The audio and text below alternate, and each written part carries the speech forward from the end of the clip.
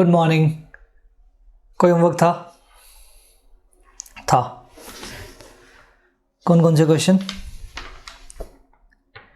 Question number 23 था एक cancellation का ट्राई करने, इवन सारे क्वेश्चन ट्राई करने के लिए था। हो सकता है कि मुझे ऐसा लगता है कि सारे क्वेश्चन बोर्ड पे आएंगे ही, तो कोई टेंशन वाली बात नहीं है। फिर 27 था, 28 था, 29 था। ठीक है, 23 पर हम बाद में आते हैं क्योंकि कैंसिलेशन की कहानी को तो हमें आज वापस पढ़ना है क्योंकि कल मेजोरिटी को डाउट्स रहा है उसके अंदर, तो कोई टेंशन नहीं, कैंसिलेशन हम वापस से पढ़ेंगे। हम आते हैं अभी डिसीजन मेकिंग पे, राइट। लगेगा उसमें टाइम भी, डिसीजन मेकिंग में भी, पर उसके बाद फिर कैंसिलेशन की तरफ मूव कर जाएंगे। क्वेश्चन नंबर सबसे पहले जो था वो था 27। बड़ा आसान क्वेश्चन था, फिर भी हम बोर्ड पे विद फुल प्रेजेंटेशन इस क्वेश्चन को करने की कोशिश करेंगे। आपने आंसर्स जो भी लिखे हैं वो अपने पास बस सेव रखो, उसको चेक कर लेना हम जो अभी कर रहे हैं उससे, कहीं कोई टेंशन नहीं है। आते हैं तो वेल एंड गुड, नहीं आते हैं तो जो हम लिख रहे हैं बोर्ड पे उससे करेक्शन कर लेना। Management of an Indian company is contemplating to import a machine from US at a cost of ये डबल छप गया, at a cost of $15,000 at today's spot rate of 0. ये कोमा नहीं है, पॉइंट है, 0.0227272 पर रुपये। ठीक है, ₹1 की आपको ये वैल्यू इन्होंने एक्सचेंज रेट दी हुई है। और देखो कि क्वेश्चन में थोड़े से बड़े डिजिट दिए हैं, थोड़े से ज़्यादा डिजिट दिए हैं, मतलब क्वेश्चन जो है वो एक्यूरेसी ज़्यादा चाह रहा है। समझ पा रहे हो? मतलब हमें भी अब पूरे डिजिट लेने हैं, जितने डिजिट आते हैं वो सब लेना है, मतलब 4 डिजिट पे नहीं रोकना है क्वेश्चन, क्योंकि क्वेश्चन खुद आगे चल के प्रिंट करके दे रहा है। ठीक है, finance manager opines that in the present foreign exchange market scenario the exchange rate में shoot up by 10%। Exchange rate में शूट अप, ना डॉलर ना रुपी, जिस फॉर्म में भी एक्सचेंज रेट दी है उसको 10% से बढ़ा दो, सोचना ही नहीं। After 2 months and accordingly he proposes to defer the import of machine will cause a 50,000 loss to the company in coming 2 months। ठीक है, मतलब ये चाहते हैं कि एक्सचेंज रेट जो है वो बढ़ जाएगी, उसकी वजह से फ़ायदा हो जाएगा तो डिफ़र कर दें, लेकिन डिफ़र करने की वजह से फिर एक नुकसान भी है, वो नुकसान भी इन्होंने लिखा है 50,000 है। चेक करेंगे हम। As the company secretary you are asked to express your views giving reasons as to whether the company should go for purchase of machine right now or defer for 2 months। ये आपको जवाब देना था। हम दोनों option की cost निकाल लेंगे, जिसकी कॉस्ट कम होगी उसको सेलेक्ट कर लेंगे, सिंपल। चलो ऑप्शन 1,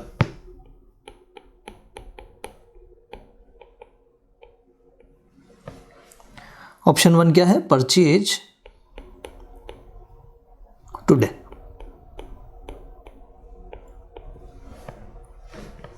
राइट, परचेज टुडे।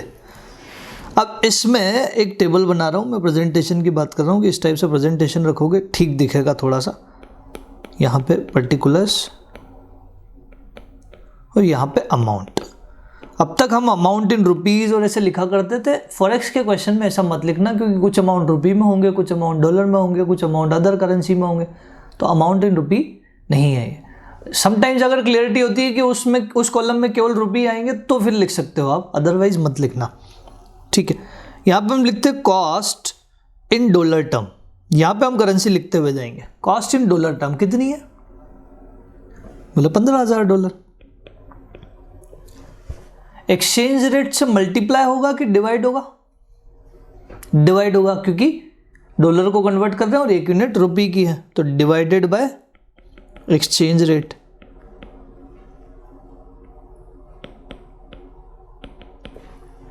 कितना? पूरा रेट लिखना 0.0227272। तो ये कितना आ जाएगा? ये आज के ऑप्शन की कॉस्ट आ गई, and it is coming cost in rupee term कितना आ रहा है? 6,60,000। राउंडेड ऑफ कर देना इसको, 1-2 रुपये ऊपर नीचे आ रहा होगा। 6,60,000 आप पूरा लिख दो। ठीक है क्या? अगर इंटरेस्ट होता तो इस ऑप्शन में इस कॉस्ट में इंटरेस्ट भी जुड़ जाता इसी ऑप्शन में, क्योंकि हम आज पे कर रहे हैं तो आज पॉकेट से पैसे जा रहे हैं तो उसके ऊपर इंटरेस्ट भी लगेगा। अब इंटरेस्ट का रेट है नहीं तो फिर हम ये बात इस क्वेश्चन में नहीं करेंगे। अगले क्वेश्चन में है वो, तो अगले क्वेश्चन में हम करेंगे। ठीक है, ये ऑप्शन 1 हो गया, इसके अलावा इसमें कुछ नहीं है। फिर ऑप्शन 2, ऑप्शन 2 क्या, purchase after 2 month. Same box यहां पे भी बना लो, particular amount cost in dollar term कितनी, बोले 15,000। ठीक है, divided by exchange rate, exchange rate कितना हो जाएगा 0.0227272। ये रेट तो इन्होंने दिया है, प्लस 10% कर दो, प्लस 10% कर दो, कितना आ रहा है 0.0249999, पूरे डिजिट बोलना जितने आ रहे हैं, क्योंकि क्वेश्चन एक्यूरेसी चाह रहा है 99992। ठीक है, इसको जब डिवाइड करेंगे तो कॉस्ट इन रुपी टर्म कितने आ जाएगा, cost in rupee term rounded off 6 lakh आ रहा है। ये सेकेंड ऑप्शन हो गया।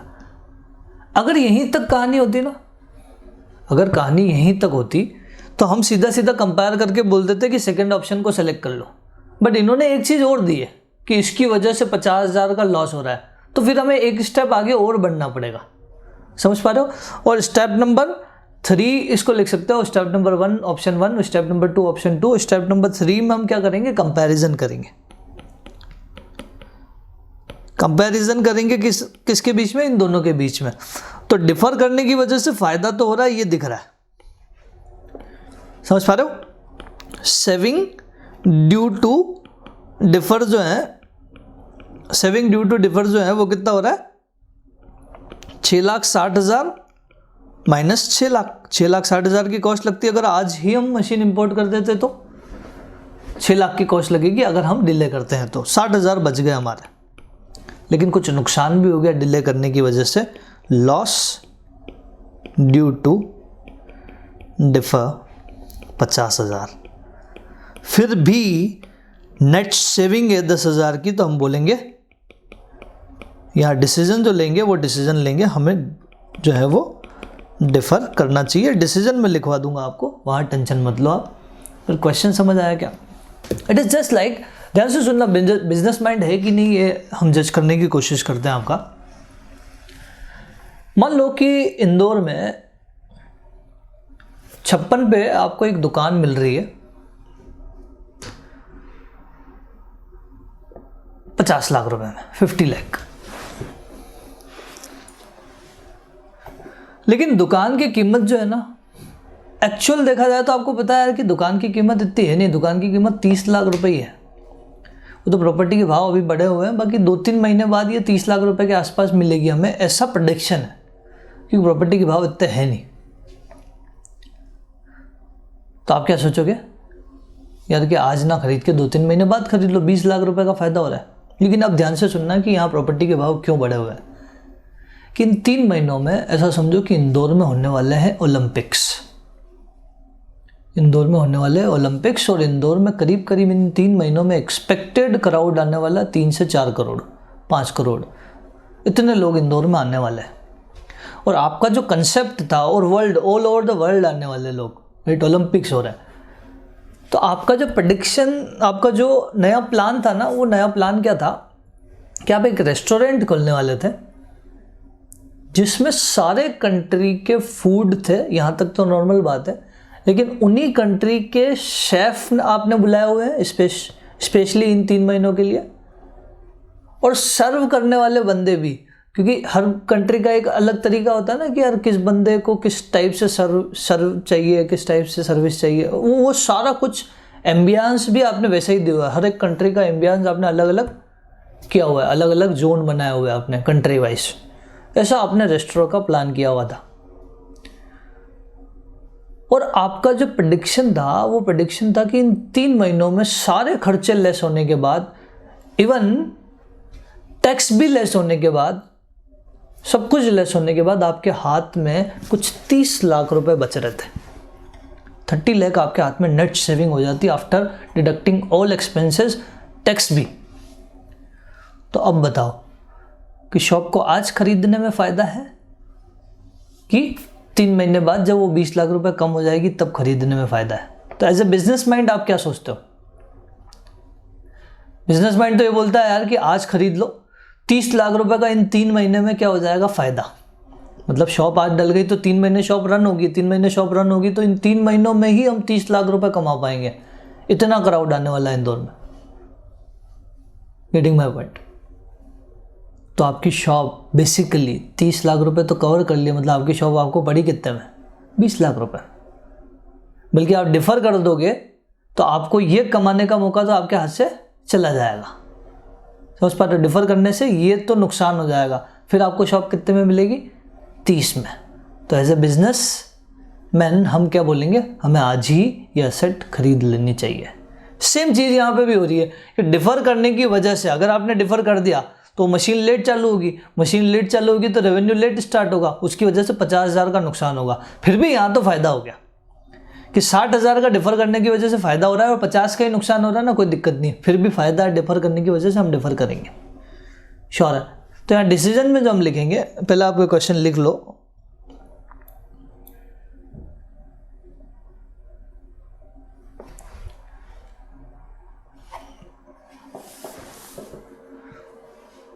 पहले पूरा लिख लो, उसके बाद मैं डिसीजन लिखवा देता हूँ। आपकी लैंग्वेज में आप डिसीजन लिख सकते हो, वैसे कुछ भी लिख सकते हो, बस डिसीजन लिखना कंपलसरी है, उसकी लैंग्वेज कंपलसरी नहीं है।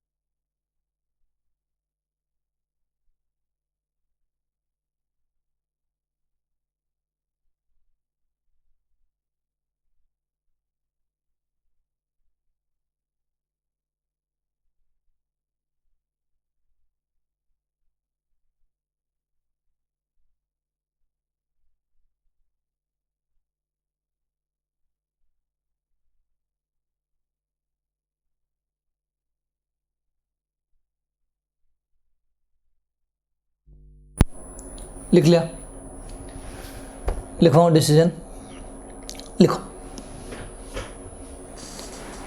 कि we should defer the import of machine. We should defer the import of machine because even और क्लैरिटी के साथ लिख देना, we should defer the import of machine for two months because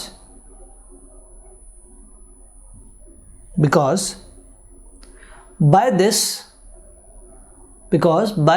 we are able to save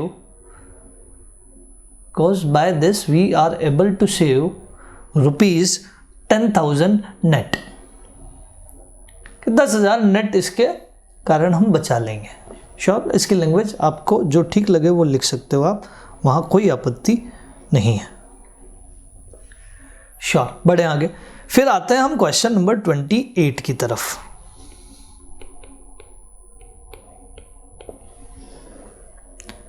yes, 28 में कुछ इसी type का question है, बस एक दो चीजें एक्स्ट्रा जुड़ गई कि वो इंटरेस्ट रेट की भी बात कर रहे हैं, वो पढ़ते हैं साथ में ही। An Indian importer has settle an import bill for 1,30,000. The exporter has given Indian exporter has given Indian importer होना चाहिए यहाँ पे। The exporter has given Indian importer two options, दो ऑप्शन इसने इंडियन इंपोर्टर को दिए। क्या? पे इमीडिएटली विदाउट एनी इंटरेस्ट, या तो आज ही दे दो बिना किसी इंटरेस्ट के, या पे after 3 month with interest of 5%। सामने वाला बोल रहा है या तो आप मुझे आज ही दे दो, कोई इंटरेस्ट नहीं लूँगा, या फिर आप अगर डिफर करना चाहते हो, डिले करना चाहते हो, कोई दिक्कत नहीं, फिर मैं 5% का इंटरेस्ट लूँगा। ठीक है। The importers bank charges 15% per annum on OD, 15% आपका बैंक इंटरेस्ट चार्ज करेगा। द एक्सचेंज रेट जो है वो स्पॉट आपको दी है, 3 महीने बाद वाली आपको दी है, बिड भी दिया है, आस्क भी दिया है। यू हैव टू जज कि आपके लिए कौन सी वाली काम की है। बताओ कि एडवाइस आप क्या दोगे। तो यहाँ पे भी बनाया 2 ऑप्शन। पहला ऑप्शन फर्स्ट, पे टुडे या पे इमीडिएटली। इमीडिएटली इसलिए नहीं लिखा कि स्पेलिंग का पंगा हो सकता था, उनका टुडे ऑप्शन ज़्यादा बेहतर है। आप लोग लिख सकते हो इमीडिएटली।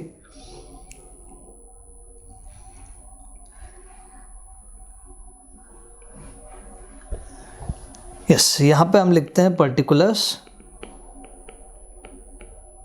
यहाँ पे हम लिख रहे हैं अमाउंट। इन रुपीस नहीं लिखेंगे क्योंकि दोनों में मिक्सअप है। कॉस्ट इन डॉलर टर्म कितनी है? 1,30,000। कॉस्ट इन डॉलर टर्म 1,30,000 है, राइट। एक्सचेंज रेट से मल्टीप्लाई होगा कि डिवाइड होगा? एक्सचेंज रेट से मल्टीप्लाई होगा, डिवाइड होगा? मल्टीप्लाई है, क्योंकि जिसको कन्वर्ट करना है एक एक्सचेंज रेट उसी करेंसी के एक यूनिट में है, तो मल्टीप्लाई एक्सचेंज रेट। अब ये भी बताना पड़ेगा कि बिड लेंगे कि आस्क लेंगे। तो हम क्या कर रहे हैं, डॉलर को खरीद रहे हैं कि बेच रहे हैं? डॉलर को हम खरीद रहे हैं, तो हम क्या लेंगे? आस्क। तो ब्रैकेट में लिख देना आप आस्क लेंगे, राइट, यानी कि 48.36। श्योर। तो ये आ जाएगा कॉस्ट इन रुपी टर्म। कितना बताओ? 62,86,800। 62,86,800 आ रहा है। अभी इसमें एक कहानी और बाकी है, पिछले वाले क्वेश्चन में नहीं थी लेकिन यहाँ है कि ये पैसा जब हम आज ही दे देंगे तो हमारे बैंक से लेके देंगे, ओडी लिमिट यूज़ होगा। ओडी लिमिट यूज़ होगा तो हमारा इंटरेस्ट का मीटर हो जाएगा चालू। मान लो हमारे पास खुद के पास ही पैसा है, तो खुद के पास पैसा होता तो भी उसकी एक कॉस्ट होती है, वो है अपॉर्चुनिटी कॉस्ट, कि हमारा खुद का पैसा ब्लॉक हो जाएगा तो इस पैसे को यहाँ ना लगा के कहीं और लगाते तो कितना मिलता, मतलब अल्टीमेटली कॉस्ट तो आएगी। श्योर है? तो कॉस्ट तो यहाँ इंटरेस्ट वाली आएगी ही। कौन से वाले? हमारा बैंक वाला। सामने वाला इंटरेस्ट नहीं लगा यहाँ पे, सामने वाले को तो हम पैसा आज ही दे रहे हैं। समझ पा रहे हो? तो इंटरेस्ट ऑन बैंक ओडी कितना होगा? 62,86,800 मल्टीप्लाई कितना परसेंट? 15/100 मल्टीप्लाई 3/12। अब ये आपत्ति ज़रूर हो सकती है आपको कि ये मल्टीप्लाई 3/12 क्यों कर रहे हो? हमें क्या पता कि 3 महीने बाद लोन का रीपेमेंट हो जाएगा। ये 3 महीने बाद तो दूसरा ऑप्शन है, उससे लोन के रीपेमेंट का क्या कनेक्शन है? माइंड में ये डाउट बिल्कुल आ सकता है। रखो उसको, थोड़ी देर तक रखो माइंड में, थोड़ी देर बाद में उसकी क्लैरिटी पाऊंगा। अभी के लिए मान लो कि ऐसा है। तो ये इंटरेस्ट कितना आ रहा है बताओ? 235,755।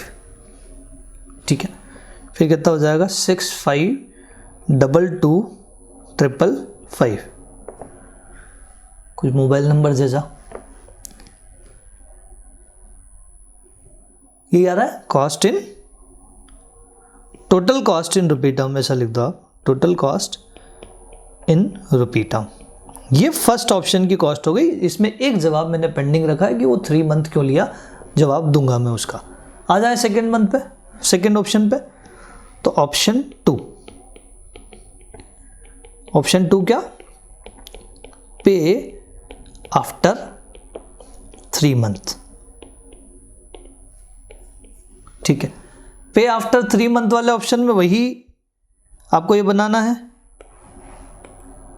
कॉस्ट इन डॉलर टर्म कितना, 1,30,000 मल्टीप्लाई, नहीं मल्टीप्लाई एक्सचेंज रेट अभी नहीं, अभी रुको, आपने किया होगा ऐसा, लेकिन थोड़ी देर बाद बताता हूँ कि आपने क्या गलती की। इसमें प्लस होगा इंटरेस्ट सामने वाले का, इंटरेस्ट ऑफ एक्सपोर्टर। अब सामने वाला 1.30 में थोड़ी मानेगा, सामने वाला बोलेगा मुझे 1.30 पे 5% पर एनम का इंटरेस्ट चाहिए। तो 1.30 मल्टीप्लाई 5/100 मल्टीप्लाई 3/12। यहाँ 3/12 क्यों किया, इसका लॉजिक आपको पता है कि सामने वाले को 3 महीने बाद पेमेंट करना है, तो 3/12 होना ही होना है। तो इसमें शायद मेरे हिसाब से आपको आपत्ति नहीं रही होगी। 1625 आपका ये आया। Total cost in dollar term कितना आ गया, total cost in dollar term is coming 131,625। अब मल्टीप्लाई कर देंगे हम एक्सचेंज रेट से, वो भी आस्क और वो भी 3 मंथ फॉरवर्ड वाली, कितनी 48.83। ये आ जाएगी total cost in rupee term कितनी 6427249। ये आपकी कॉस्ट हो गई। फिर डिसीजन भी ले लेंगे हम। यहाँ कोई कंपैरिजन वाली स्टेप बननी नहीं, वहाँ कंपैरिजन वाली स्टेप क्यों बनी थी, उन्होंने बताया था इसकी वजह से 50 का लॉस हो रहा है। अब यहाँ ऐसा कुछ नहीं, तो यहाँ तो सीधा सीधा कंपेयर कर लो ना, उसकी कॉस्ट है 65 लाख, इधर की कॉस्ट है 64 लाख समथिंग, मतलब कम किसकी है, सेकेंड ऑप्शन की। तो हम क्या बोलेंगे, we should pay after 3 month because, decision लिखवा देता हूँ मैं आपको,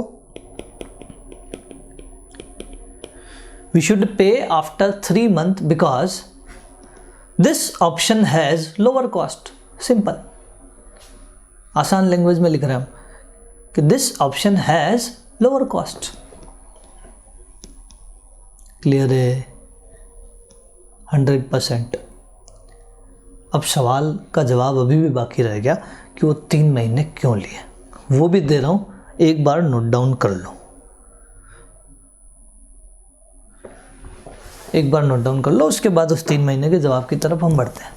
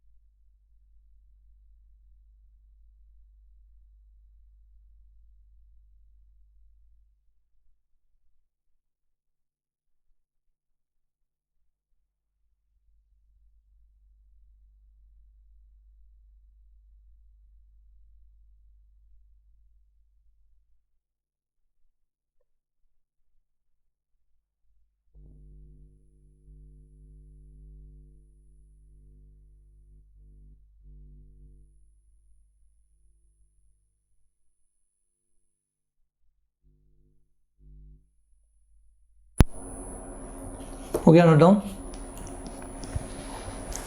लिख लो आराम से।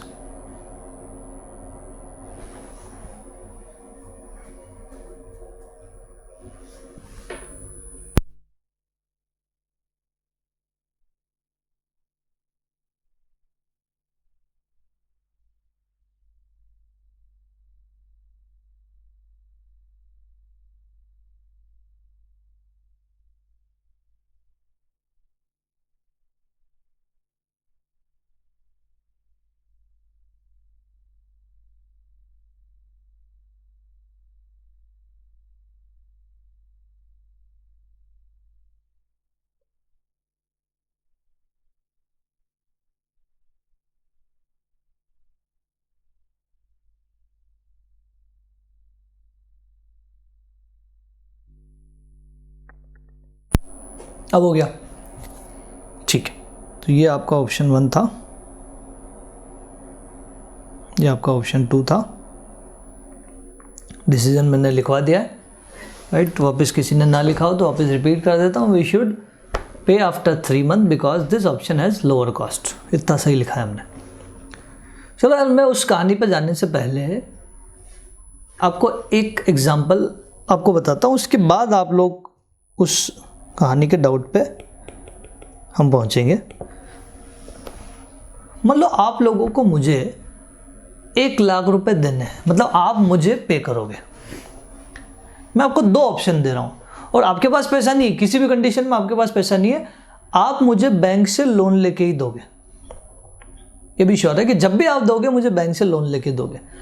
एक ऑप्शन मैं आपको दे रहा हूँ कि आज मुझे दे दो 1 लाख पूरे रुपए, मैं कोई इंटरेस्ट आपसे नहीं लूँगा। 1 लाख पूरे के पूरे आज दे दो,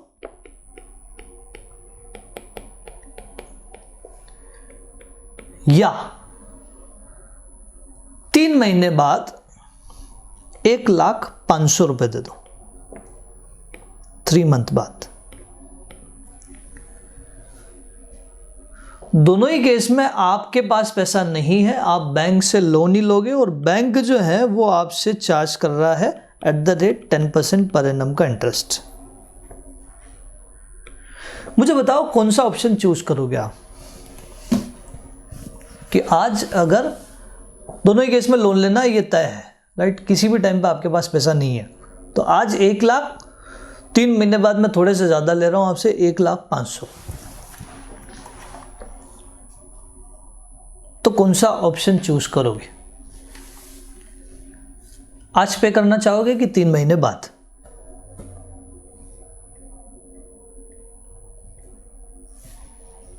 क्यों 3 महीने बाद? मैं तो आपसे 1,05,000 रुपए ले रहा हूं, ज्यादा ले रहा हूं ना।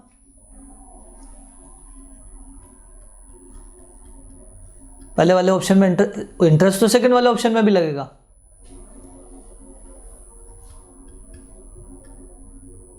कि पहले वाले में क्या होगा, अगर 2 टाइमलाइन बनाओ ना,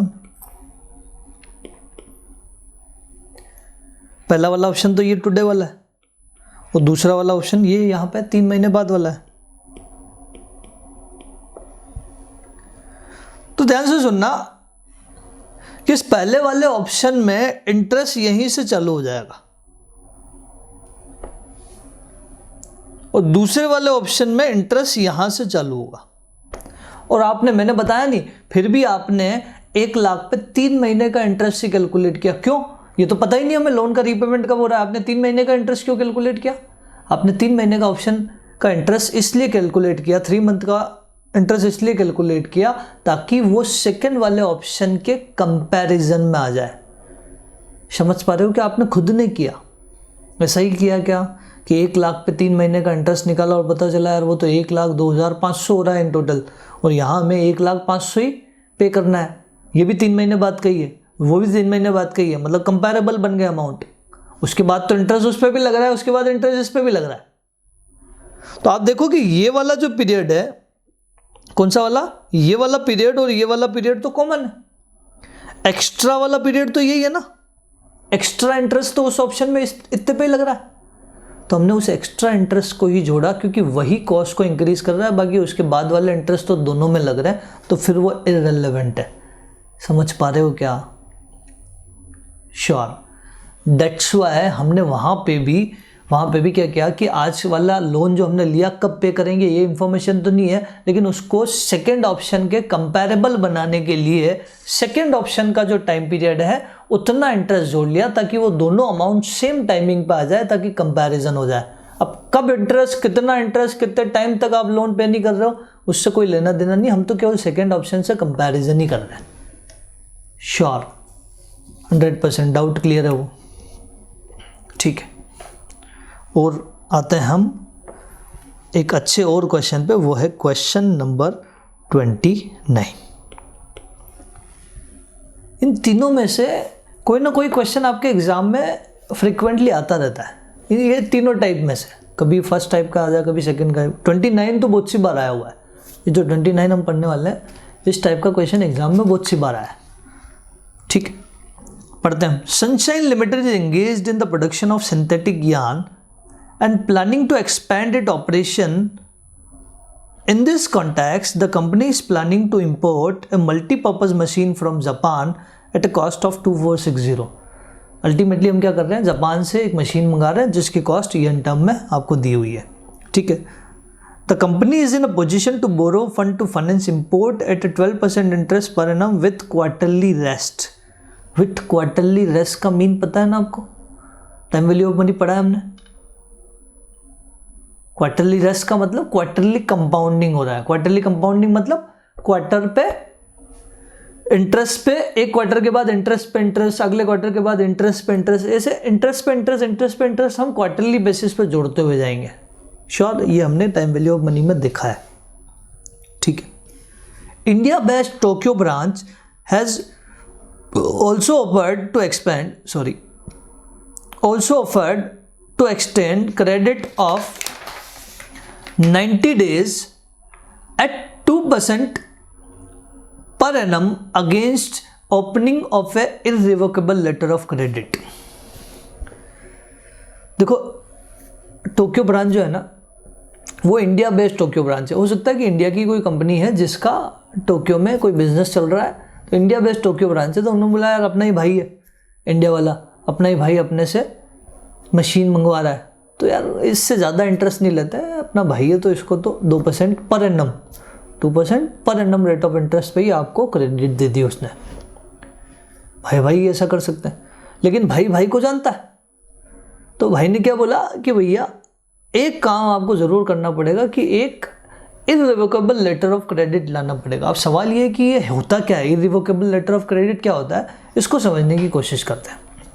आप मुझे एक सिनारियो में एंटर होकर बताना कि जब आप इंपोर्ट एक्सपोर्ट ट्रांजैक्शन करते हो, मान लो इंपोर्ट ट्रांजैक्शन कर रहे हो, तो सामने से गुड्स कुछ मंगवा रहे हो, राइट, और आप पेमेंट करोगे, तो पहले पेमेंट करोगे कि पहले गुड्स आएगा?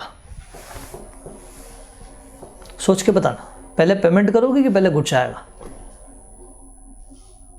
पहले गुड्स आएगा तो सामने वाला टेंशन में ना, पेमेंट नहीं हुआ तो. पहले आप पेमेंट करोगे तो आप टेंशन में, गुड्स नहीं आया तो. एक और आप बोल सकते हो, जैसा हम बचपन में करते थे कि एक हाथ देंगे एक हाथ लेंगे, राइट, मतलब पोर्ट पे बुलाओ, मशीन को पोर्ट पे बुला लो, हम मशीन लेंगे और पैसे देंगे. अब पता चला आप पोर्ट पे ही नहीं पहुंचे, सामने वाले का ट्रांसपोर्टेशन चार्ज लग गया. तो ऐसा तो एक भी सौदा नहीं होगा फिर तो, क्योंकि इंपोर्ट एक्सपोर्ट में तो ये दिक्कत आनी कि पहले गुड्स आएगा तो सामने वाला पेमेंट की टेंशन लेगा, पहले पेमेंट कर दोगे तो आप गुड्स की टेंशन लोगे, और दोनों एक दूसरे को नहीं जानते क्योंकि दोनों ओवरसीज है, दोनों कंट्री सेम नहीं है, कंट्री के बाहर की बातें हो रही है. तो उसको जाके पकड़ोगे कैसे फिर बाद में, तो दिक्कत है. तो फिर ट्रांजैक्शन कभी नहीं होंगे. तो आपने क्या किया, मान लो गुड्स मंगवाया, और गुड्स मंगवा के आपने सामने वाले को फ़ोन लगाया, और सामने वाले को फ़ोन लगा के क्या बोला कि सर गुड्स भेज दो, पैसा मिल जाएगा. बोले सर वो पैसे की थोड़ी टेंशन है ना, पैसा बाद में फिर रिस्क रहती है, तो गुड्स तो नहीं भेज पाएंगे. तो फिर आपने बोला कि सर इंदौर में किसी को भी फ़ोन लगाओ, इंदौर में किसी को भी फ़ोन लगाओ और पूछो मेरे नाम का यहाँ सिक्का चलता है. समझ पा रहे हो? ऐसी लैंग्वेज, सिक्का चलता है मतलब आपका नाम मार्केट में अच्छा है, क्योंकि मेरे नाम का यहाँ पे सिक्का चलता है, आप किसी को भी फ़ोन लगाओ सर. तो सामने वाले से जवाब आया कि सर वी रेस्पेक्ट कि आपका सिक्का वाकई में चलता है, हम इसकी रेस्पेक्ट करते हैं, लेकिन वो सिक्का अभी तक जापान नहीं पहुँचा. वो सिक्का भी इंदौर में होगा, आप वो जापान नहीं पहुंचा. बट सर आपको एक एडवाइस देते हैं, एक काम करो, आपका सिक्का चलता है ना वहाँ पे, आपकी गुडविल है ना वहाँ पे, तो आपका बैंक आपको जानता होगा. बोला हाँ जानता है. एक काम करो, आपके बैंक में जाओ, एक लेटर लिखवा के आ जाओ, आपके सिक्के का लेटर ऑफ क्रेडिट, राइट, नाम से कुछ क्लियर हो रहा है. एक लेटर ऑफ क्रेडिट लिखवा के आ जाओ कि हाँ यहाँ इस बंदे का अकाउंट हमारे यहाँ है, बहुत अच्छे से मेंटेन है, और एक गारंटी टाइप का लिखवा दो, कैसे कि अगर ये पेमेंट नहीं करते हैं तो इसके बिहाफ पे हम एज ए बैंक पेमेंट की गारंटी लेते हैं. श्योर. तो SBI बैंक ने ऐसा लिख दिया मान लो. अब सामने वाले को आपने वो लेटर ऑफ क्रेडिट भेज दिया, उसके बाद सामने वाले ने उस लेटर ऑफ क्रेडिट को चेक करवा लिया वहाँ की ओवरसीज ब्रांच से SBI में कि भैया बताओ कि आपकी इंडियन ब्रांच से ये लेटर आया, ये सही है कि नहीं. तो उन्होंने क्रॉस चेक कर दिया कि बिल्कुल ठीक है, ये ऑथेंटिक है. ठीक है, अब आप मशीन बिल्कुल बिंदास होकर भेज सकते हो क्योंकि बैंक की गारंटी आ गई ना। अब सामने वाला पैसा नहीं देगा तो क्या हुआ, बैंक ने गारंटी लेटर दे दिया, मतलब बैंक तो पैसा देगा ही देगा, आप सेफ हो गए। तो ऐसे इंपोर्ट एक्सपोर्ट ट्रांजेक्शन होता है। श्योर, लेकिन इसमें भी ये लेटर ऑफ क्रेडिट इनरिवोकेबल होता है। एक होता है रिवोकेबल। रिवोकेबल मतलब क्या होता है कि कैंसिलेबल है। तो आपने मान लो मशीन मंगवाई और इधर से बैंक में जाके लेटर ऑफ क्रेडिट को करा दिया रिवोक। अब सामने वाला पेमेंट के लिए आपको फ़ोन लगा रहा है, आपने मना कर दिया, सामने वाला बैंक में गया, बैंक ने बोला ये लेटर ऑफ क्रेडिट तो कब से रिवोक हो गया। समझ पा रहे हो। तो इनरिवोकेबल लेटर ऑफ क्रेडिट करने का रीज़न भी ये होता है कि ये जब तक पूरा ट्रांजेक्शन ना हो जाए और सामने वाले से एनओसी ना मिल जाए तब तक वो लेटर ऑफ क्रेडिट कैंसिल नहीं होता। समझ पा रहे हो। श्योर, लेटर ऑफ क्रेडिट का पूरा मीन क्लियर है। ठीक है, फिर अगला इन्होंने एक्सचेंज रेट दिया है, और एक्सचेंज रेट अब तक हमने जितनी भी देखी वो तो एक यूनिट में देखी थी। आज पहली बार ऐसा हुआ कि exchange rate ₹100 is equal to 246 yen, ₹100 is equal to 250 yen, ऐसी दी है एक्सचेंज रेट इन्होंने। तो क्या इसको एक यूनिट में कन्वर्ट कर सकते हैं? बिल्कुल कर सकते हो। कैसे? ₹1 is equal to 2.46 yen, ₹1 is equal to 250 yen. Sure है 100%। ठीक, फिर अगला कमीशन चार्जेस। बैंक जो है वो समाज सेवा नहीं कर रहा, बैंक लेटर ऑफ क्रेडिट बनाएगा ना, तो उस लेटर ऑफ क्रेडिट का कमीशन भी लेगा। इन्होंने बोला है कि 4% का कमीशन लेगा पर एनम का।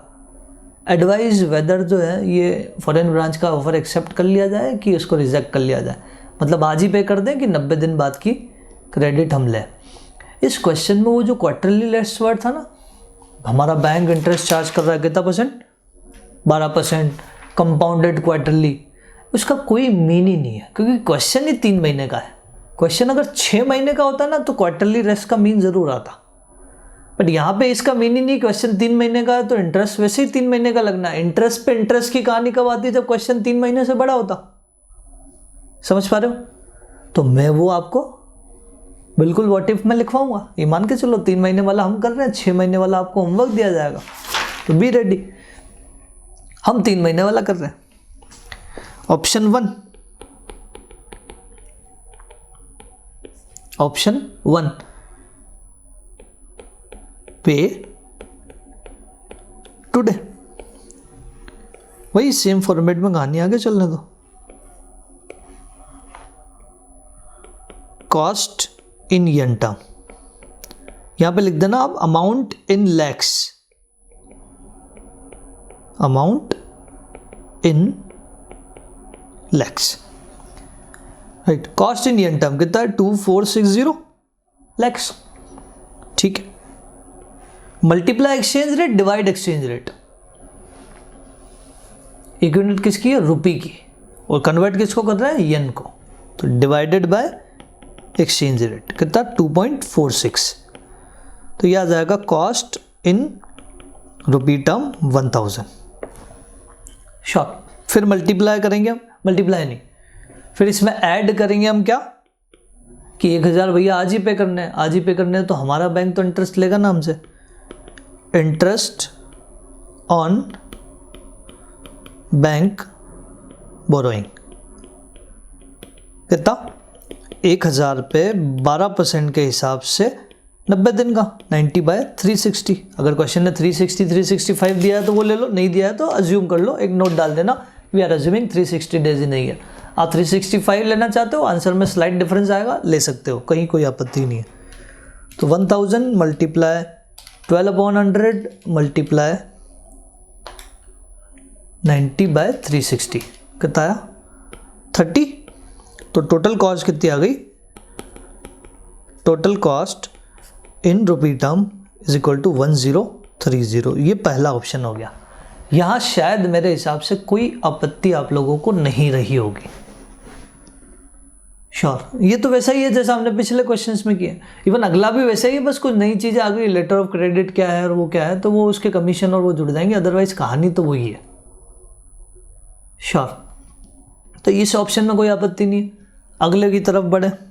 ठीक है, नेक्स्ट ऑप्शन है ऑप्शन 2, पे आफ्टर 90 डेज। पे आफ्टर 90 डेज, इसमें वही चार्ट वापस बना, कॉस्ट इन येन टर्म कितना 2460। अब सामने वाला इतने में नहीं मानेगा, सामने वाला 2% का इंटरेस्ट भी लेगा आपसे। इससे पिछले वाले क्वेश्चन में क्या था, 28 में एक डाउट बताना तो मैं भूल ही गया, राइट, आपने पूछा नहीं लेकिन मैं फिर भी बता देता हूँ। 28 में आप लोगों ने बोला यार हमने ये इंटरेस्ट नहीं जोड़ा, हमने ये इंटरेस्ट कन्वर्ट करने के बाद जोड़ा, मतलब पहले एक्सचेंज रेट से हमने मल्टीप्लाई डिवाइड कर दिया और उसके बाद इंटरेस्ट जोड़ा, तो भी हमारा आंसर वही आया। आंसर तो वही आएगा यार, आंसर वही आएगा, आंसर में कोई आपत्ति नहीं है, बिल्कुल ठीक किया आपने, आंसर तो सेम आया बट लॉजिकली वो गलत है। समझ पा रहे हो? कैलकुलेशन ओके कि मल्टीप्लाई किसी भी स्टेज पे हो, क्या फर्क पड़ता है, पहले मल्टीप्लाई आप इंटरेस्ट के लिए मल्टीप्लाई कर दो, बाद में एक्सचेंज रेट कर दो, या पहले एक्सचेंज रेट मल्टीप्लाई करके बाद में इंटरेस्ट निकाल लो, it is one of the same thing. समझ पा रहे हो?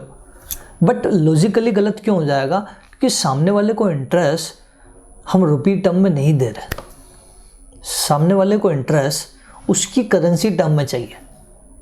और आपने पिछले वाले क्वेश्चन में अगर आपका आंसर सेम आया उस तरीके से भी, तो रुपी टर्म में इंटरेस्ट कैलकुलेट किया इसलिए सेम आ गया, बट रुपी टर्म में इंटरेस्ट होना नहीं चाहिए ना लॉजिकली। श्योर, क्योंकि इंटरेस्ट कैलकुलेट करना था आपने किया, आंसर में चुनना था वो भी हो गया, बट लॉजिकली गलत है। श्योर, तो किसी ने नहीं किया तो मेरी बातों को इग्नोर कर दो कि सर ये तो हमको पता ही नहीं कहाँ से क्या बात कर रहे हो आप, हम तो समझ ही नहीं पा रहे। टेंशन मत लो, जिन्होंने किया है वो समझ गया, जिन्होंने नहीं किया वेल एंड गुड, आपने गलती नहीं की। मैं तो जिन्होंने गलती की उनकी गलती सुधार रहा हूँ। तो यहाँ पे भी पहले एक्सचेंज रेट नहीं आएगा, पहले क्या आएगा, पहले सामने वाले का इंटरेस्ट उसी की करेंसी टर्म में आपको जोड़ना पड़ेगा, plus interest of exporter 2460 multiply 2/100 multiply 90/360। बताओ कितना आ रहा है?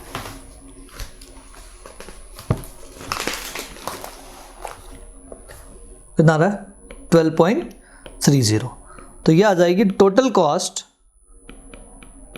इन येन टर्म 2472.30। अब डिवाइडेड बाय एक्सचेंज रेट कर देंगे, डिवाइड बाय एक्सचेंज रेट कितना 2.50। अब तो 90 दिन बाद वाली रेट आएगी, तो यहां आ गई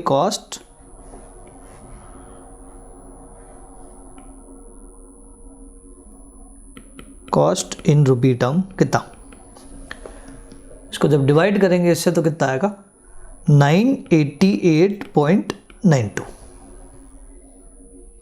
एक कहानी अभी और बाकी है, कौन सी? लेटर ऑफ क्रेडिट की। तो ऐड करेंगे इसमें क्या, commission on letter of credit, commission on letter of credit. ये सवाल किसी के माइंड में नहीं होगा कि मल्टीप्लाई हम 4/12 करेंगे, 4/100 करेंगे, मल्टीप्लाई 4/100 करेंगे और मल्टीप्लाई 90/360 करेंगे। ये सवाल किसी के माइंड में नहीं है, लेकिन किस पे अप्लाई होगा? अगर आपके माइंड में 988.92 आ रहा है ना, तो वो बस थोड़ा सा मैं उसके फेवर में नहीं हूँ। 988.92 नहीं लेना है। बोले क्यों नहीं लेना? बेसिकली आप मुझे बताओ कि लेटर ऑफ क्रेडिट आप कब बना रहे होंगे, आज कि 90 दिन बाद? 90 दिन बाद के लिए बना रहे हो, ये समझ आ रही है बात कि 90 दिन बाद के लिए बना रहे हो, लेकिन बना तो आज ही रहो ना। आज ही बैंक के पास जा रहे हो, लेटर ऑफ क्रेडिट आएगा, सामने वाले को भेजोगे आज ही, तभी तो सामने वाला उस इंपोर्ट के ट्रांजैक्शन को प्रोसीड करेगा।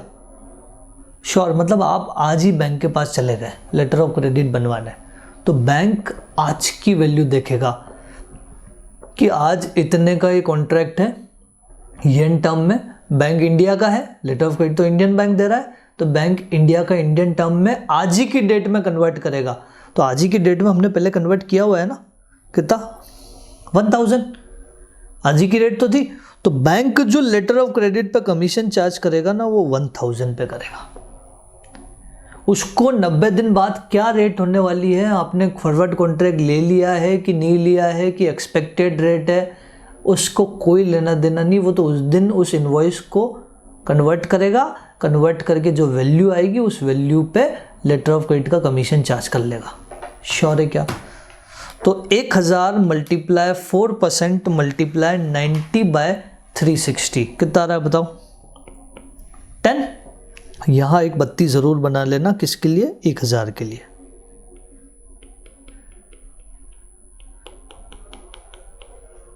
ताकि आपको याद रहे।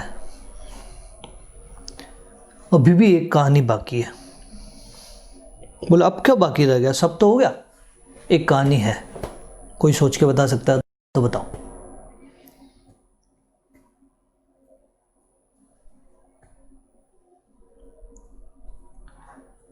यस, क्या कहानी है? ध्यान से सुनना।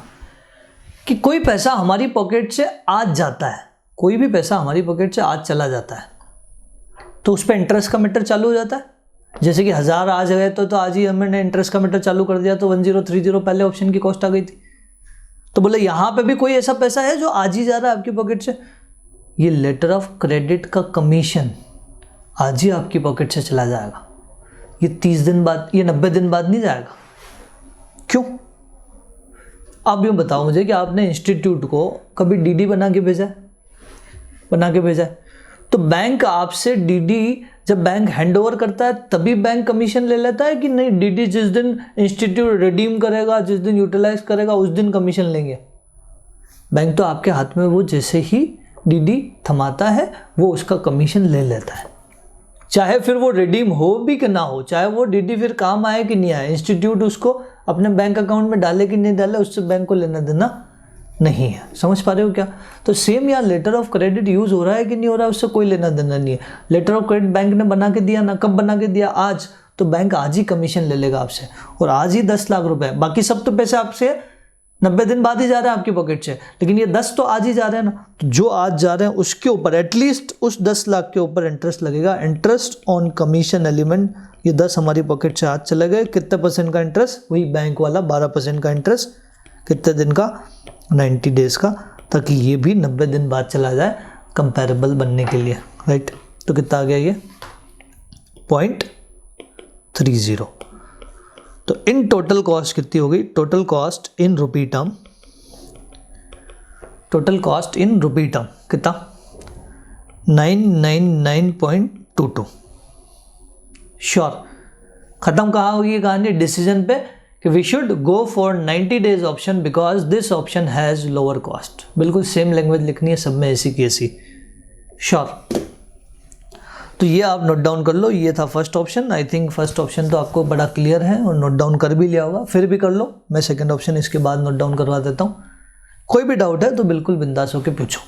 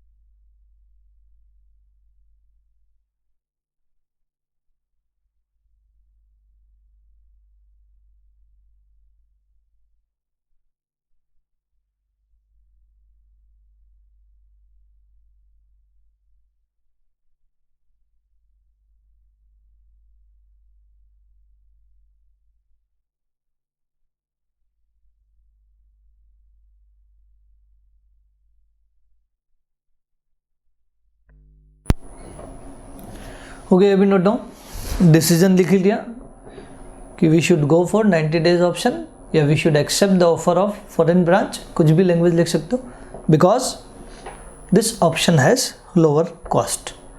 श्योर। एक इस क्वेश्चन में आप व्हाट इफ लिख दो, मतलब इसी का एक एक्सपेरिमेंट। व्हाट इफ उसी क्वेश्चन के बाद ही लिख दो बुक में, what if the credit period is 180 days, what if the credit period is 180 days instead of 90 days. 90 दिन की बजाय 180, तो फिर ये एक्सचेंज रेट भी आप 180 दिन ही समझ लेना, राइट।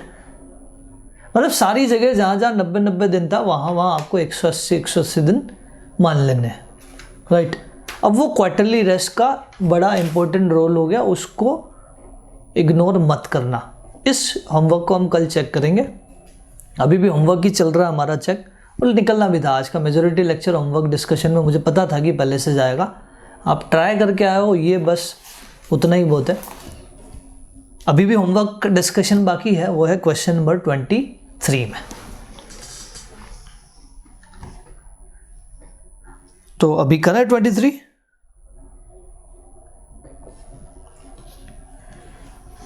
क्वेश्चन नंबर 23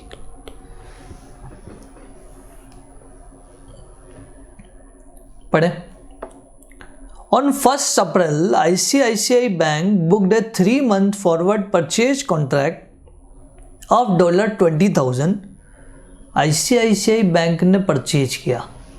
तो ध्यान से बताना, बैंक अगर परचेज करेगा तो सस्ता करेगा कि महंगा करेगा? किसी के भी एंगल से सोचो, जवाब एक ही आएगा, कहीं कोई डाउट नहीं है, बस कंसंट्रेशन रखना। बैंक का एंगल है तो बैंक खरीदेगा तो क्या करेगा? सस्ता खरीदेगा, मतलब बिड। नहीं, हम तो बैंक के एंगल से नहीं सोचेंगे, अब तक हमने कस्टमर का एंगल से सोचा ना, अभी भी हम कस्टमर के एंगल से ही सोचना चाहते हैं। कोई दिक्कत नहीं, बड़ा इत्मीनान से सोचो कि बैंक अगर खरीद रहा है किसी बंदे से तो वो बंदा क्या कर रहा होगा? बेच रहा होगा। और कस्टमर बेचता है तो किस पे बेचता है? बिड पे। मतलब जवाब अल्टीमेटली बिड ही आएगा। श्योर है क्या? किसी भी कंडीशन में कैसे भी सोच लो, जवाब बिड ही आना है, ठीक है। ये हो गया। फिर on that date exchange rate as follows, exchange rate ये थी, एक्सपोर्ट रेट दिया है आपको, फिर स्वैप पॉइंट दिया है। क्या करेंगे? स्वैप पॉइंट इंक्रीजिंग ट्रेंड में है तो क्या करेंगे? इंक्रीजिंग ट्रेंड में है तो क्या करेंगे? ऐड। मार्जिन का क्या करेंगे? ये भी इंक्रीजिंग ट्रेंड में। बोले सर यहाँ ऐसा कोई रूल थोड़ी था, यहाँ इंक्रीजिंग ट्रेंड डिक्रीजिंग ट्रेंड नहीं था, यहाँ क्या था? बड़े को बड़ा करना है, छोटे को छोटा करना है। बिड लेंगे तो मार्जिन लेस करेंगे, आस्क लेंगे तो मार्जिन ऐड करेंगे। हम क्या ले रहे हैं अभी? बिड ले रहे हैं, ये डिसाइड कर लिया तो हम मार्जिन लेस करेंगे। श्योर। रेट हम निकालने की कोशिश करते हैं।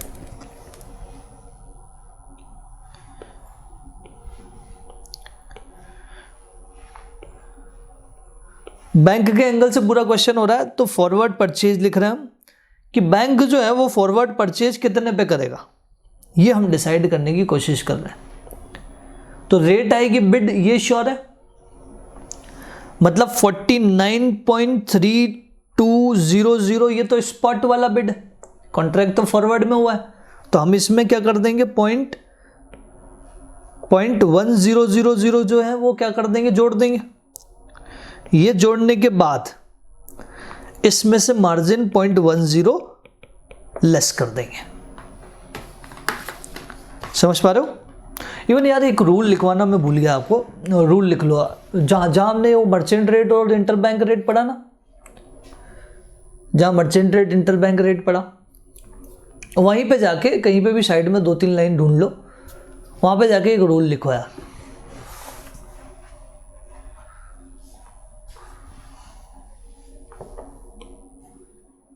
रूल लिखो, as per FEDAI rule, फिडाई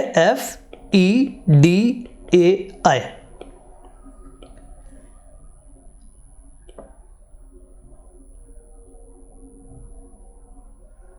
as per FEDAI rule, फिडाई के ब्रैकेट में आप लिख देना Foreign Exchange Dealers Association of India, Foreign Exchange Dealers Association of India. तो as per FEDAI rule interbank rate should be interbank rate should be in 4 decimal. Interbank rate should be in 4 decimal and merchant rate should be in 2 decimal. Interbank rate should be in 4 decimal and merchant rate should be in 2 decimal. मतलब अब ये rule आ गया कि interbank rate जब भी आए तो point के बाद 4 डिजिट लेने हैं और मर्चेंट रेट जब भी आए तो पॉइंट के बाद 2 डिजिट लेने हैं, right, unless otherwise stated in question. अगर क्वेश्चन ने बोल दिया 2 4 तो फिर हम वही लेंगे, और क्वेश्चन साइलेंट है तो फिर हमें ये पता होना चाहिए कि मर्चेंट रेट जब भी आएगी तो 2 डिजिट लो पॉइंट के बाद, फिर डाई रूल का रेफरेंस डाल सकते हो, डालना चाहो। इंटरबैंक रेट जब भी लो तो 4 डिजिट लो। क्वेश्चन क्लियर ही नहीं है कि इंटरबैंक है कि मर्चेंट है, तो फिर वो उसको इंटरबैंक मान लो, फिर पॉइंट के बाद आप 4 डिजिट फॉलो करते हुए जाओ। मतलब हमेशा 4 डिजिट लेना है, मर्चेंट के केस में आपको 2 डिजिट लेना है। श्योर, ठीक है, आगे बढ़ते हैं। यहाँ पे अब कितना आया 49.32 प्लस 0.10 करोगे तो आप क्या हो जाएगा 49.42 माइनस 0.10%, तो आ रहा है 49.37058। बट हमें पॉइंट के बाद कितना लेना है, केवल 2 डिजिट, तो क्या लेंगे 49.37। श्योर, ठीक है, ये हो गया forward purchase contract, bid rate आ गई हमारी। अब आगे बढ़ते हैं। ऑन ड्यू डेट, मतलब ड्यू डेट के दिन ही कस्टमर आया। On due date customer request for cancellation of contract, exchange rate उस दिन की ये थी। स्पॉट रेट आपको दिया है, 3 मंथ स्वैप पॉइंट भी दिए हैं, 500 1000 क्या होगा, इंक्रीजिंग ट्रेंड है तो ऐड होगा। लेकिन ये भी सोच लो कि क्या उसकी ज़रूरत है, 3 मंथ फॉरवर्ड रेट की ज़रूरत भी है क्या, कि जब आप ऑन ड्यू डेट कैंसिलेशन के लिए आते हो तो ऑन ड्यू डेट कैंसिलेशन तो स्पॉट पे ही होता है ना, तो स्पॉट रेट ही काम की। बस ये है कि मार्जिन का एडजस्टमेंट जरूर करना पड़ेगा, क्योंकि वो स्पॉट जो है वो इंटरबैंक है, कुछ नहीं लिखा है तो वो इंटरबैंक रेट ही है। श्योर, अब आप मुझे बताओ कि फॉरवर्ड परचेज कॉन्ट्रैक्ट किसके साथ कैंसिल होगा, अपोजिट्स होगा, वो भी स्पॉट में, तो can I say that it will be cancelled with spot sale. Spot sale bank के एंगल से, राइट, तो बैंक जब बेच रहा होगा तो बैंक महंगा बेचेगा कि सस्ता बेचेगा, बैंक महंगा बेचेगा। श्योर, मतलब आस्क नहीं, हम तो कस्टमर के एंगल से सोचेंगे, वापस कस्टमर के एंगल पे आ जाओ, कोई टेंशन नहीं। कस्टमर के एंगल पे मतलब अगर बैंक बेच रहा होगा तो कस्टमर क्या कर रहा होगा, खरीद रहा होगा, और अगर कोई बंदा खरीदता है तो किस रेट पे खरीदता है, आस्क। श्योर, अब तक देखते हुए आया ना कि खरीदेंगे तो हम किस पे खरीदेंगे, आस्क पे, मतलब दोनों ही केस में आस्क का जवाब ही आएगा। श्योर, ठीक है, आस्क लेंगे, ये क्लियर हो गया, यानी कि 47.54 लेंगे, ये क्लियर हो गया। इसमें स्वैप पॉइंट का कोई एडजस्टमेंट होगा क्या, सवाल ही नहीं है। स्वैप पॉइंट का एडजस्टमेंट क्यों नहीं होगा, क्योंकि हमें स्पॉट ही चाहिए और स्पॉट गिवन है। इसमें प्लस मार्जिन हो जाएगा क्या, प्लस क्यों कर रहे हो, बड़े को बड़ा कर रहे हैं। आस्क जब भी लेंगे मार्जिन जोड़ेंगे, बिड जब भी लेंगे मार्जिन लेस करेंगे। श्योर है क्या पिक्चर, तो प्लस 0.125%, क्योंकि आस्क का मार्जिन 0.125% है, तो 47.54 प्लस 0.125%, तो कितना आ गया 47.60, 2 डिजिट। बहुत सारे रूल एक साथ काम कर रहे हैं यहाँ पे। अब बस ये जजमेंट बड़ा इंपॉर्टेंट हो जाता है कि यार जो भी ये पैसा है ये बैंक को मिलेगा कि बैंक को कस्टमर को देना पड़ेगा, मतलब बैंक रिकवर करेगा कि पे करेगा। ये जजमेंट बड़ा इंपॉर्टेंट है, बड़ा आसानी से आप जज कर पाओगे, बस पूरा कंसंट्रेशन यहाँ पे रखना। देखो, बैंक की सीट पे बैठे हो आप, बैंक मैनेजर की चेयर पे बैठे हो, राइट, तो बैंक अगर कोई चीज़ खरीद रहा है, बैंक अगर कोई चीज़ खरीद रहा है तो पैसा उसकी पॉकेट से जाएगा, कोई चीज़ खरीदने में तो पैसा जाएगा ना, मतलब ये वाला पैसा उसकी पॉकेट से माइनस हो रहा है। श्योर, बैंक अगर कोई चीज़ बेच रहा है, बैंक अगर कोई चीज़ बेच रहा है तो पैसा उसकी पॉकेट में आएगा, मतलब ये वाला पैसा उसकी पॉकेट में क्या होगा, प्लस। श्योर, यस या नो।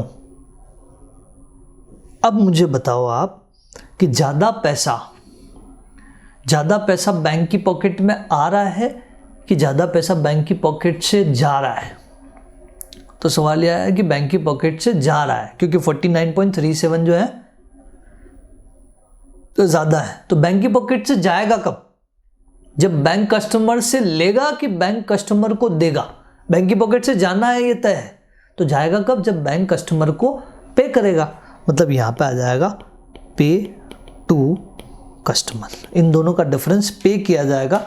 49.37 माइनस 47.6 तो कितना हो गया?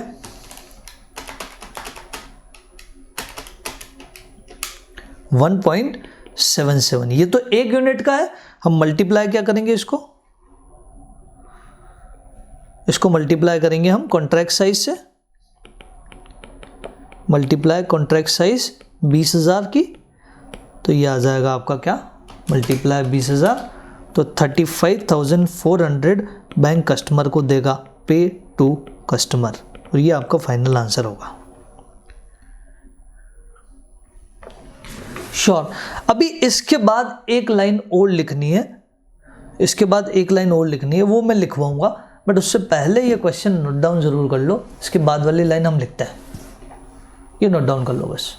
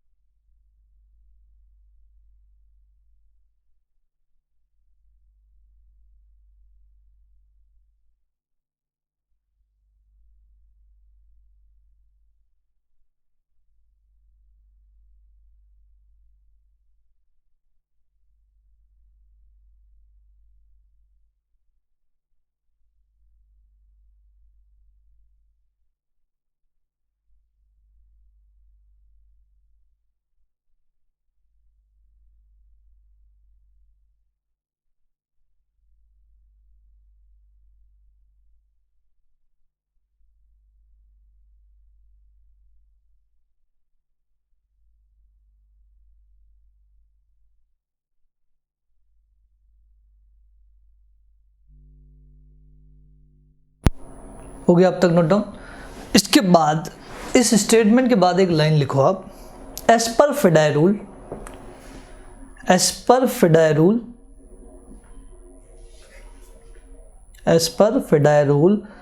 Bank will recover a flat charges of rupees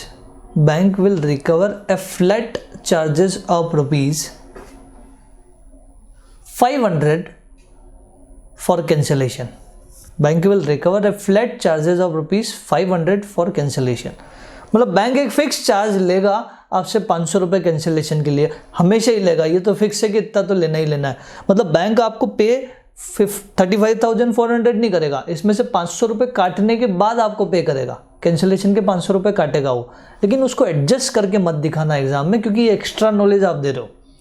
पता चला वहाँ आपके एग्जामिनर के पास ये फिडाई रूल वाली लाइन प्रिंट करके नहीं आई, तो आपके आंसर और उनके आंसर में वेरिएशन आ जाएगा। तो एडवाइस ये है कि ये जो आंसर आपने टेबल वाला निकाला है ना, इसको अलग रखो और ये फिडाई रूल वाली लाइन को अलग से लिख के आओ, ताकि एग्जामिनर को एक्स्ट्रा वाला नॉलेज अलग ही दिखे। समझ पा रहे हो? एडजस्ट करके मत दिखाना। श्योर। चलो अब हम एक मास्टर क्वेश्चन करते हैं, जिससे पूरा का पूरा कैंसिलेशन आपको अगर अभी तक कंफ्यूजिंग लग रहा था तो पूरा का पूरा समझ आएगा 100%।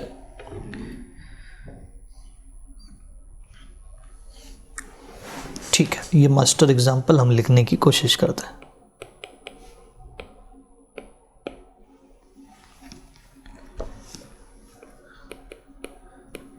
SBI bank has entered into a forward selling contract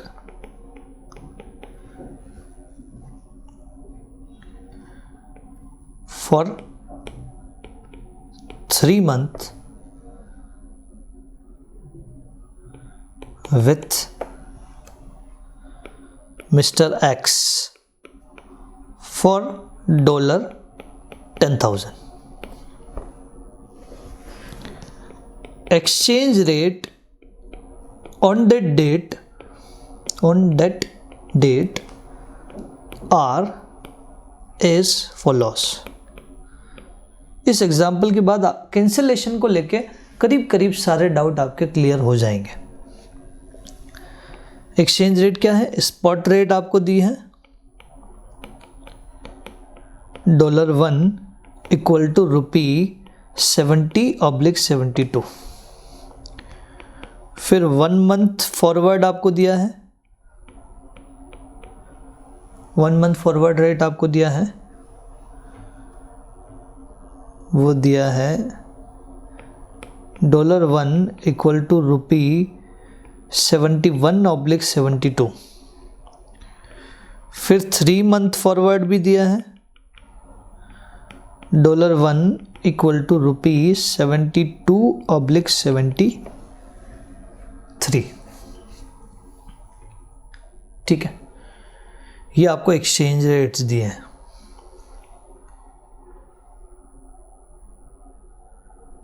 और मैं आपको क्लियरिटी दे दूं, ये जो स्पॉट है ये मान लो दिसंबर है, तो ये जो है वो जनवरी है 1 मंथ, और ये जो है वो 3 मंथ वाला रेट मार्च है. राइट, दिसंबर में कॉन्ट्रैक्ट हो रहा है, ऐसे स्पॉट दिसंबर मतलब आज दिसंबर है, दिसंबर में कॉन्ट्रैक्ट हो रहा है. जनवरी 1 मंथ हो गया यहाँ से, फरवरी और मार्च 3 मंथ हो गया यहाँ से. राइट, ठीक है.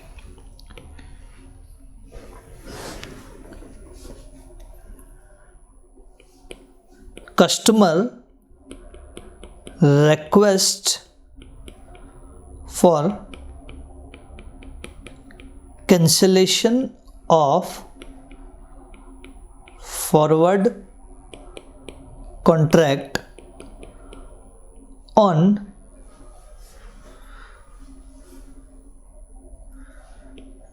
in January February March. मतलब कस्टमर अलग अलग डेट पर आ रहा है, जनवरी में आता है तो क्या होगा, फरवरी में आता है तो क्या होगा, मार्च में आता है तो क्या होगा. हम तीनों कॉम्बिनेशन के कैंसिलेशन को देखने की कोशिश करेंगे. ठीक है. फिर एक्सचेंज रेट आपको जनवरी की एक एक्सचेंज रेट बना देता हूँ मैं, फरवरी के एक्सचेंज रेट्स बता देता हूँ और मार्च के एक्सचेंज रेट बता देता हूँ. अब जितने भी रेट लिख रहा हूँ मैं रेट डायरेक्ट लिख रहा हूँ, ये समझ लेना कि $1 इक्वल टू रुपी है. ऑब्वियसली रेट वही है, मैं रेट डायरेक्ट लिख रहा हूँ कि जनवरी में स्पॉट जो है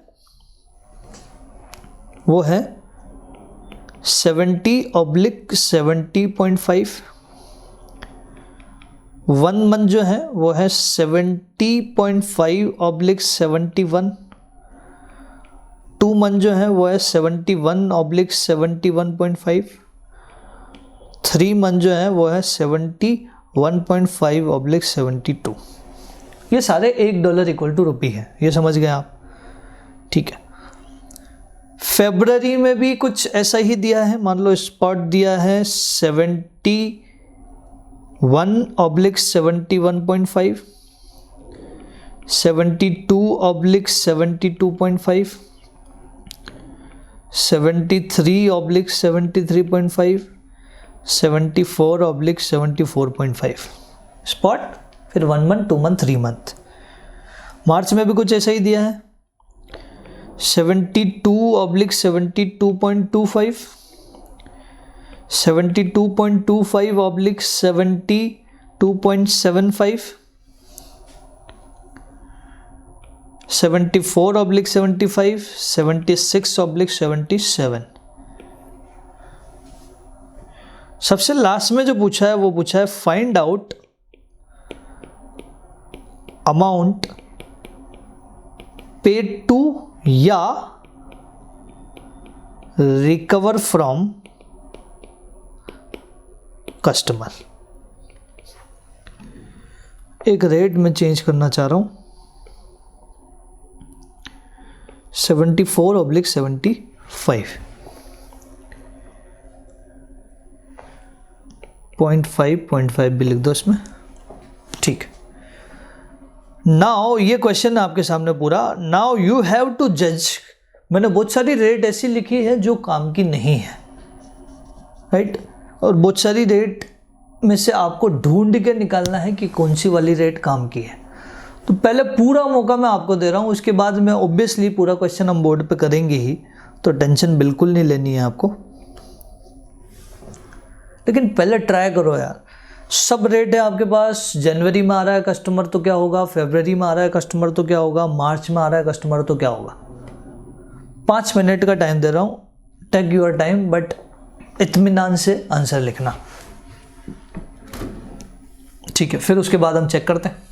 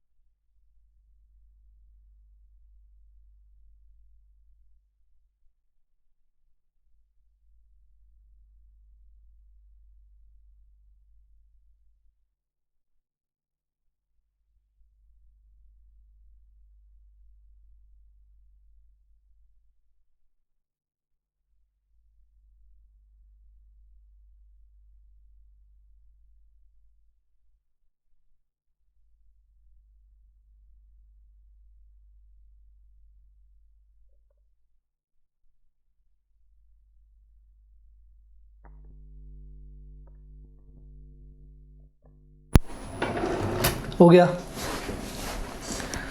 माइंड में एक चीज़ हो रही होगी आपके, वो क्या होगा कि सर मार्जिन तो दिया ही नहीं। कोई दिक्कत नहीं, मार्जिन नहीं दिया मतलब ये सारी रेट फिर एज इट इज़ लेनी है आपको, मर्चेंट रेट ही मानना है इसको। अगर मार्जिन दिया होता तो उसका एडजस्टमेंट भी होता, जब बिड लेते तो मार्जिन लेस कर देते, आस्क लेते तो मार्जिन ऐड कर देते, राइट। लेकिन अब यहाँ पे मार्जिन नहीं दिया तो फिर मान लो कि ये मर्चेंट रेट है। पहले तो मैं आपको बता दूं कि इनमें से काम की रेट कौन सी थी। स्पॉट काम का नहीं था, जनवरी वाला रेट काम का नहीं था, मार्च वाला रेट काम का था। ये क्लियर है सबको। 3 मंथ का कॉन्ट्रैक्ट लिया तो 3 मंथ वाला रेट काम का। अभी भी इसमें भी 3 मंथ में भी कौन सा वाला काम का, बिड काम का कि आस्क काम का। तो आप देखो कि बैंक के एंगल से बात कर रहे हैं तो बैंक जो है फॉरवर्ड सेलिंग कॉन्ट्रैक्ट में एंटर हुआ है, तो बैंक अगर सेल करेगा तो महंगा करेगा, कस्टमर अगर खरीदेगा तो आस्क पे खरीदेगा। किसी भी एंगल से सोच लो, आंसर 73 आएगा, ठीक है। फिर आप जनवरी में अगर कैंसिलेशन के लिए जाते हो तो जनवरी में मार्च के लिए कितना टाइम बचा है? जनवरी से मार्च 2 महीने, जनवरी से मार्च 2 मंथ है क्या, तो आपको 2 मंथ वाला रेट लेना है। और 2 मंथ वाला भी कौन सा? अपोजिट रेट, कि बैंक ने अगर फॉरवर्ड सेल किया है तो बैंक फॉरवर्ड परचेज करेगा, और परचेज करेगा तो सस्ता करेगा, कस्टमर बेचेगा तो बिड पे बेचेगा। बात एक ही है। 2 मंथ में ये वाला रेट काम का था। फरवरी में अगर जाता है तो फरवरी में भी मार्च का ही सौदा करना पड़ेगा, अपोजिट वाला। तो मार्च में फरवरी से कितना टाइम है? 1 महीने का टाइम। तो 1 महीने वाली रेट में ये बिड काम का था, क्योंकि अपोजिट सौदा बैंक जब परचेज करेगा तो सस्ता करेगा।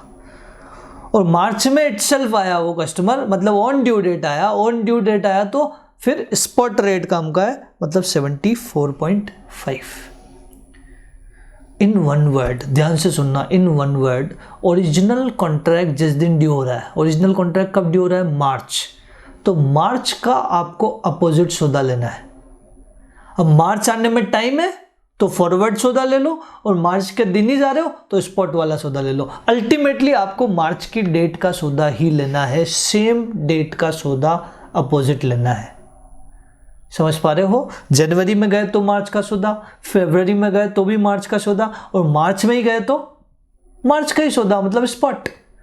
तो समझ आ गई? हमने before due date, on due date वाली कहानी एक लाइन में समझ ली कि अल्टीमेटली जिस दिन ओरिजिनल कॉन्ट्रैक्ट ड्यू हो रहा है उस दिन का अपोजिट सौदा करना है फॉर कैंसिलेशन। श्योर? अब हम बात करते हैं जनवरी, फरवरी और मार्च की। ध्यान से सुनना, आपने आंसर तो निकाले ही होंगे, चेक कर लेना बस। जनवरी में ओरिजिनल कॉन्ट्रैक्ट तो वही रहा, forward sale at the rate कितने पे रहा? Forward sale 73। तो ये तो सब जगह 73 रहेगा। जनवरी में भी, फरवरी में भी forward sale at the rate 73, original तो यही है। मार्च में भी forward sale at the rate 73। अब जनवरी में फॉरवर्ड परचेज होगा, फरवरी में भी फॉरवर्ड परचेज होगा क्योंकि मार्च आने में टाइम है, और मार्च में स्पॉट परचेज होगा। ये कहानी भी क्लियर है। एट द रेट की कहानी हम समझते हैं, हमने रेड में टिक किए हुए है। यहाँ 71 आ जाएगा, देन यहाँ 72 आ जाएगा, और यहाँ पे 74.5 आ जाएगा। अब इन तीनों का डिफरेंस हमें देखना है कि पे है कि रिकवर है। तो आप देखो कि बैंक अगर कोई चीज सेल कर रहा है तो पैसा बैंक की पॉकेट में आएगा, तो ये प्लस है और ये माइनस है। बैंक की पॉकेट में प्लस ज़्यादा है, मतलब बैंक की पॉकेट में आएगा कब? जब बैंक पे करेगा कि रिकवर करेगा। तो यहाँ पे जवाब आएगा रिकवर। रिकवर कितना? 2 रुपये का मल्टीप्लाई 10,000 का कॉन्ट्रैक्ट साइज था, 20,000 रुपये कस्टमर से रिकवर करेंगे। Recover from customer. श्योर? यहाँ पे 1 रुपया है, 1 रुपया रिकवर होगा, ये प्लस है ये माइनस है, तो ज़्यादा बैंक की पॉकेट में आ रहा है, ज़्यादा कब आएगा? जब रिकवर करेगा। तो ये रिकवर मल्टीप्लाई 10,000 कॉन्ट्रैक्ट साइज, तो 10,000 आपका टोटल रिकवरी आ जाएगा। यहाँ पे क्या हो रहा है? बैंक जब सेल कर रहा है तो कम में कर रहा है और बैंक जब परचेज कर रहा है तो ज़्यादा में कर रहा है, मतलब बैंक की पॉकेट से अब पैसा जाएगा। यहाँ पे है, पे टू कस्टमर 1.5 मल्टीप्लाई 10,000, तो ये हो जाएगा 15,000 पे टू कस्टमर। ये भी रिकवर है, फर्स्ट वाला भी रिकवर है और ये पे टू कस्टमर है। कहीं कोई आपत्ति? क्या कैंसिलेशन पूरा क्लियर है? श्योर। तो ये आपने क्वेश्चन नोट डाउन कर ही लिया था, राइट। ये सॉल्यूशन भी नोट डाउन कर सकते हो, आपने किया है तो उससे क्रॉस चेक करके कहीं कोई गलती है तो उसको सुधार भी सकते हो।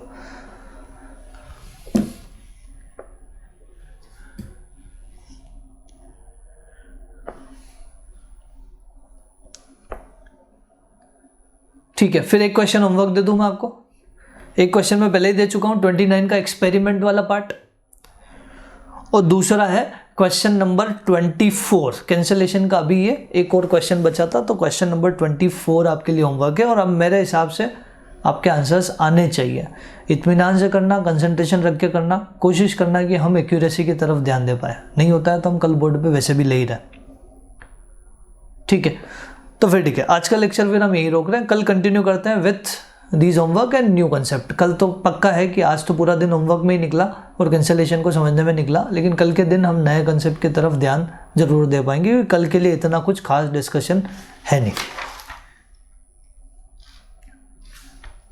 तो मुझे ऐसा लग रहा है कि 2 लेक्चर में हमारा ये टॉपिक शायद एंड की तरफ मूव करेगा। देखते हैं कितना लगता है, हम पढ़ेंगे आराम से, 2 लगे 3 लगे, हम आराम से पढ़ेंगे, ठीक है। तो आज का लेक्चर हम यही रोक रहे हैं, कोई भी डाउट है तो क्लास के बाद डिस्कस कर सकते हो। Thank you.